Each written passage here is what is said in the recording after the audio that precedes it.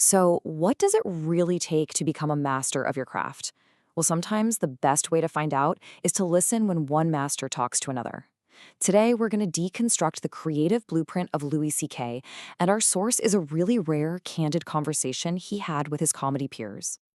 And look, that's not some critic talking. Those words are from fellow comedians Dana Carvey and David Spade. It's one thing when the public loves an artist, right? But when their own contemporaries, the people who actually do the work and understand how the sausage is made, hold them in that kind of regard, well, that's when you know you're looking at something truly special.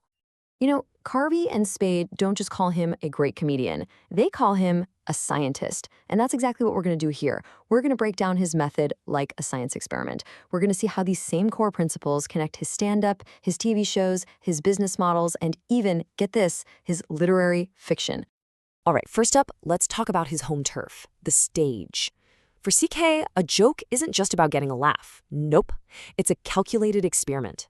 It's like a high-wire act. And he's not just walking the wire, he's controlling the tension of it. So his method often kicks off with a premise that is just deeply uncomfortable. He once described a bit that started with, "Besides one of my daughters dying and having to tell the other one." Oof.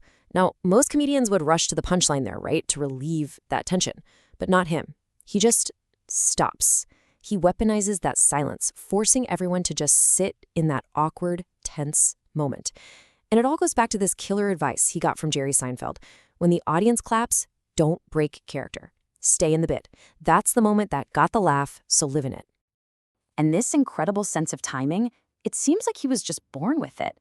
When he was a young writer on the Dana Carvey show, he made this one tiny suggestion for a sketch. Just add a little pause between two phrases. That tiny, simple pause created a whole second laugh out of thin air. Carvey was just blown away. He told him, "You bought me an extra laugh." That's the scientist at work right there. And he took that same surgical, deconstructionist approach, and he aimed it right at the business of comedy itself. He looked at this whole system of gatekeepers and middlemen and networks, and he basically decided to just take it all apart. He completely flipped the industry standard on its head. Instead of dealing with big networks, he sold his specials directly to his fans online for a super low price. That move cut out all the Ticketmaster fees, it cut out the scalpers, it was a total game changer. And get this, his deal for the show Louis was just pure genius.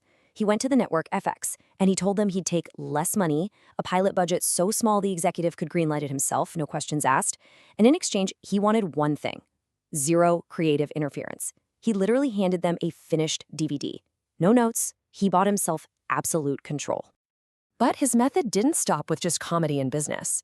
He applied it to the most unexpected place of all: literature. He wrote a serious, non-comedic novel called Ingram, and the reaction from his friends was just pure shock. David Spade really nails the feeling perfectly. He said he never in a million years would have guessed CK wrote it. Dana Carvey told a story about how his wife, who's a huge reader, read the first chapter and immediately ordered the book. She thought it was incredible. And they weren't comparing the writing to other comedians. They were talking about literary giants like John Steinbeck. So why'd he do it? Well, CK explained it was a personal quest. He'd been reading all these classic American authors, people who he felt really captured this specific, eloquent American voice. He wanted to see if he had that in him, if he could tap into what he called the way that American soil speaks. The book was really just an experiment to find out if he could. Okay, so let's pull back. We've seen his method in his jokes, his business, and now his writing. They all seem totally different on the surface, right? But they're not.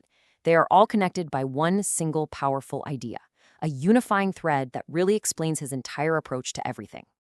And that unifying idea is something he calls the panic point. He explained it with a story about watching a young opening act who was just dying in front of a tough crowd. As the energy just drained from the room, the comedian panicked, and he retreated to an old, safe bit he knew would get a laugh. CK says that exact moment of panic, that's where everything important happens. And this, right here, is the ultimate takeaway. This is the advice he gave to that young comic. A real breakthrough doesn't come from avoiding discomfort. It doesn't come from running away from that moment of panic. It comes from facing it, pushing right through it, and absolutely refusing to retreat to what's safe. That is where the real discovery happens. So that brings the question back to you. In your own work, in your art, in your life, where's your panic point? And more importantly, what incredible thing, what masterpiece might be waiting for you right on the other side of it.